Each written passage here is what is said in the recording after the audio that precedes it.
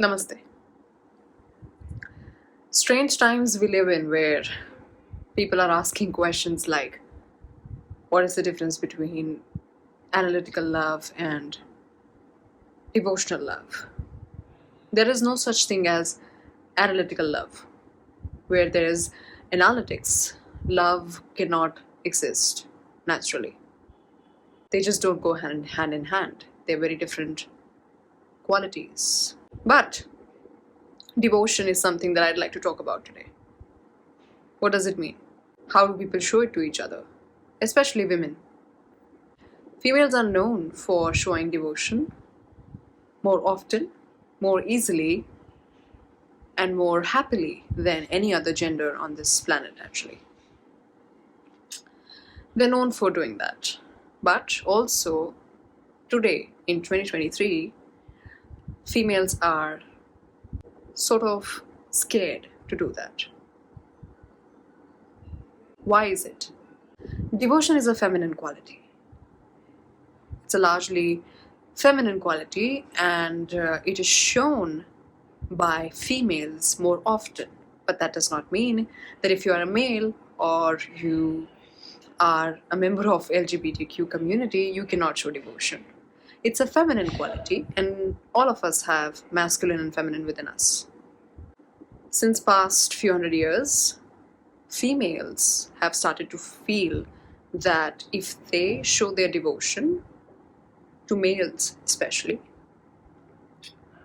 it's a threat to their own safety and security. That is something that females have been thinking and feeling and experiencing on a mass scale. Why is that? Well,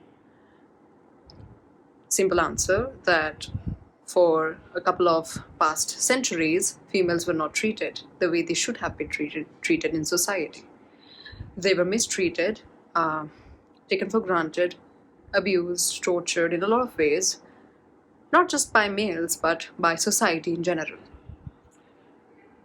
And now they've become completely radical, which is also not the solution to it, but here we are.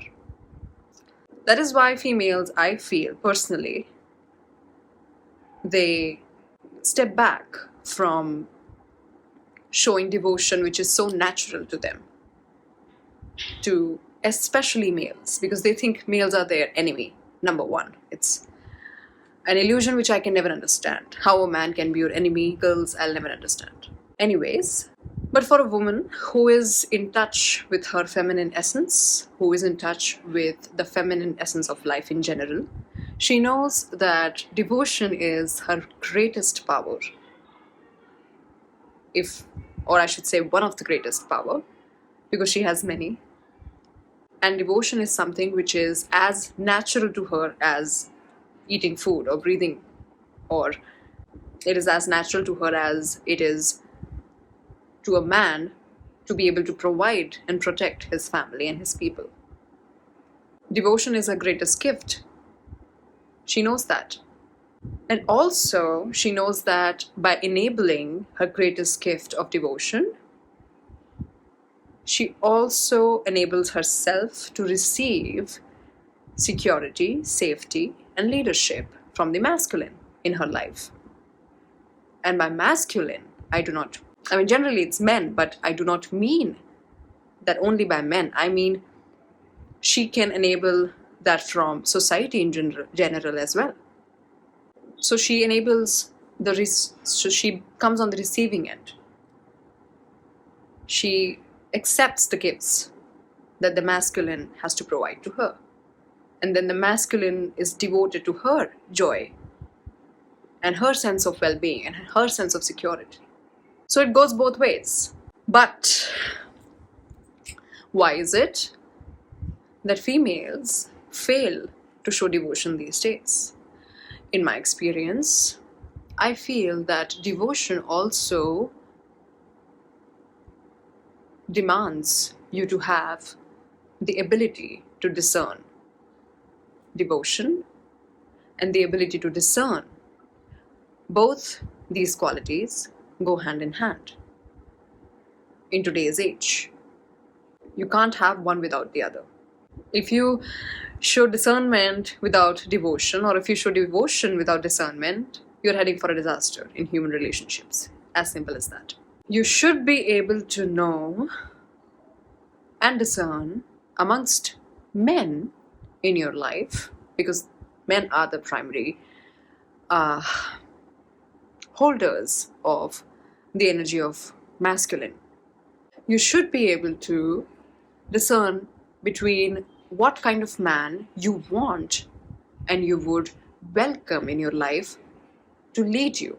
If you cannot discern that, then you're heading for a disaster, my love. What kind of man would you allow in your life? Do you know how to discern it? How would you know? You have not spent enough time with yourself for that. That is why you struggle to trust a man in your company. That is why you struggle to devote yourself to him. Because you don't know how to discern between a man who deserves your devotion and a man who does not. And often I've seen females falling for the latter. Sadly, nobody educates women on these very essentials of life. And why would they? Otherwise, you will not buy into their shit. You will not buy into their propagandas. The people who talk about empowering women do not teach them this basic thing that would empower them.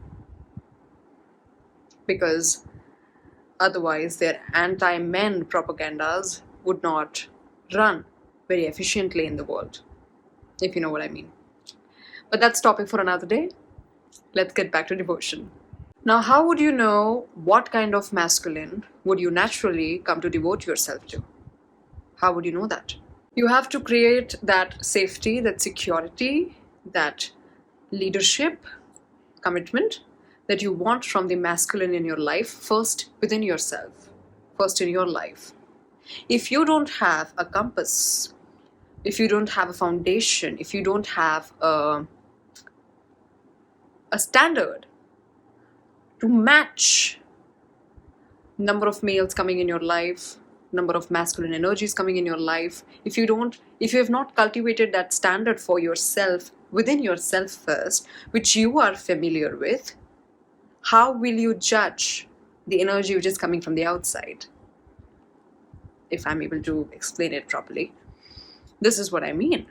This is how you'd be able to discern between what you want to welcome in your life and what you don't want to welcome in your life, what you want to devote yourself to and what you don't want to devote yourself to. And it is not easy to do, but that's the way to go about it. That's what I've discovered so far in my life. You meet with your inner masculine first. You establish that grounding, that sense of grounding, that sense of security, safety. First, inside your body, you become familiar with your masculine self, and then you are able to be a natural judge of the masculine which is coming from the outside. Most women these days have not done that work. They have not met their masculine selves. They don't know the man inside them. And yet they talk about internalized misogyny, etc., etc. I mean, these are just words then. You don't know anything about what it actually means. Just because a social media company and few other companies are giving you a propaganda and putting some words in your mouth, you would fall for it. That's where most women are. Let's be honest with ourselves, ladies, if we really want to go somewhere in life. And if you really want to be happy, it's time you meet with your inner masculine first to know who he is and then to attract that from the outside. So that ultimately then you can experience devotion and then you can experience love with other. But for that you have to experience love with your own inner masculine.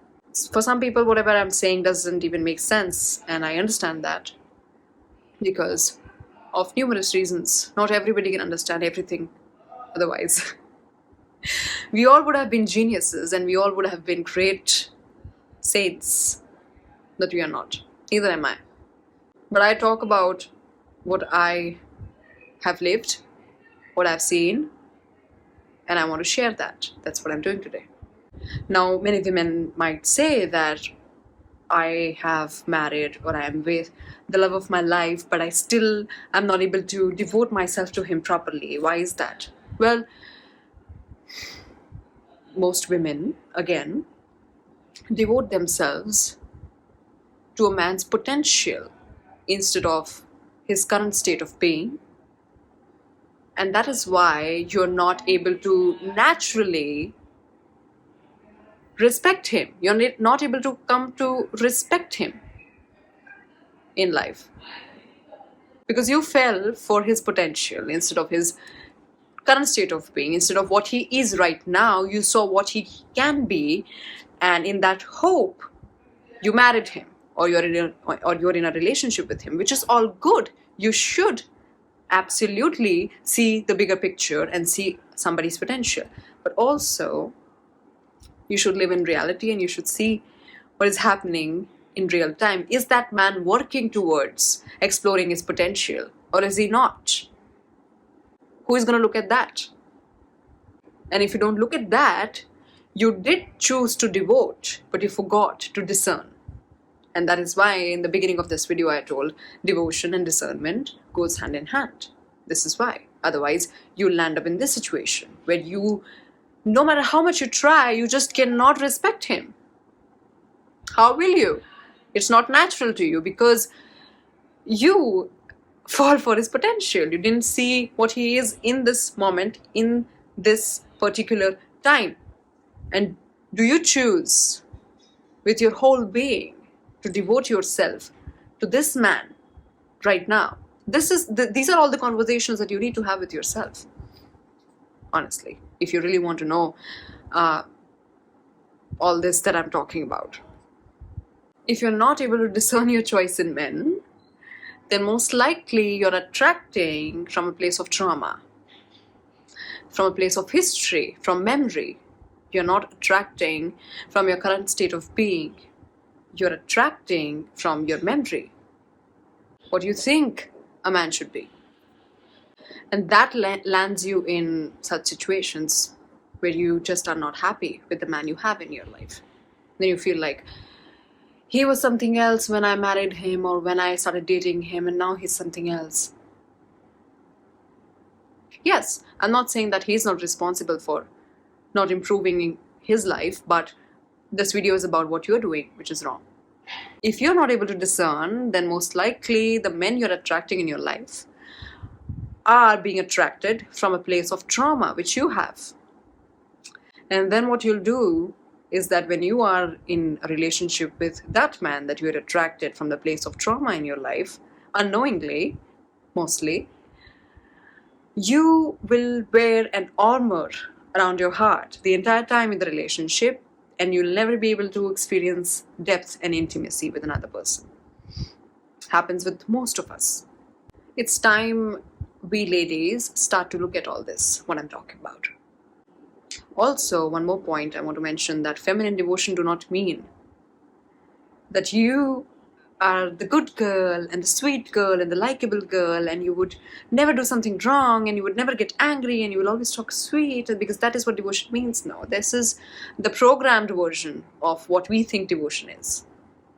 But what actually, the actual feminine devotion to the masculine energy, it means respect for the masculine's leadership, his authority, respect for his purpose, co-creating with him, trusting him and his leadership, and at the same time having patience for him, co-creating with him through love, receiving his words without shutting him down, like most of us do, being patient, present, and trust his actions, respecting his time, decisions, and space, and most importantly, appreciating and acknowledging his service towards you. Because men and masculine energy in general loves to provide and protect and to see their people, their women, their children, their family happy. If they are able to do that, that's all they want to do. And it's natural to them, as devotion is natural to us, providing and protecting is natural to men. They love doing it. Devotion also would mean allowing him inside your heart, letting him lead you and him both, letting him plan, letting him take charge, and not micromanage. By showing feminine devotion, you give the masculine one of the greatest gifts that he desires: freedom, trust, acknowledgement, and purpose. So, yes, that was my message today with respect to devotion and love, etc. You cannot go to love if the basics are not sorted. Discernment. Learn to discern first. Devotion will follow. Don't worry. It's there inside you. What you need to cultivate is the ability to discern where should you be showing your devotion and where you should be protecting yourself. Get in touch with your inner masculine for that. That was my message. Thank you.